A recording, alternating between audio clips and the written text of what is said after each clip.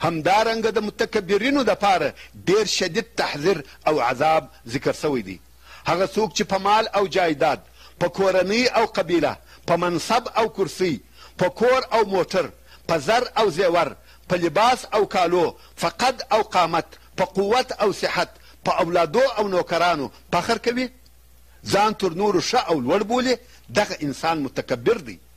بلکې په هر شي سره چې انسان فخر او لویي کوي، پر ضعیف او غریب، پر نوکر او همسایه، پر اقرباو او دوستانو فخر، غرور او لویي کوي، هغه ته متکبر ویل کیږي.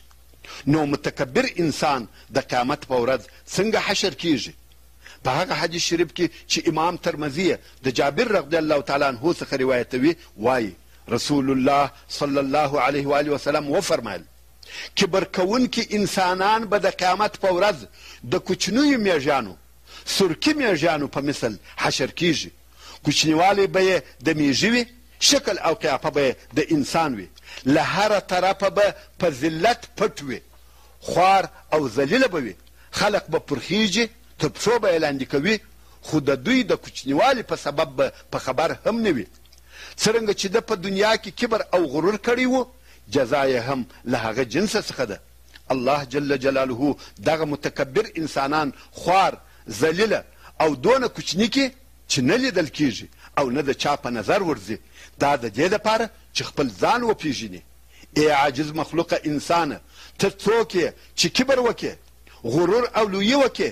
احتیاط کوه چې د متکبرینو څخه نه سې، ځکه د قیامت په ورځ به دې خلق تر پښو لاندې کوي. ته پوهېږې چې عذاب د عمل له جنسه ورکول کیږي. د لویي جزا ذلت دی. څرنګه چې ده په دنیا کې کبر وکړي، په آخرت کې خوار او ذلیله کړل سو، او بیا دغه متکبر انسانان په جهنم کې یوې بندیخانې ته بیول کیږي چې هغه ته بولس وایي، چې لوړ پر دوی به اور وي او په دوی به د دوژخیانو خولې، وینې او نوونه چښل کیږي.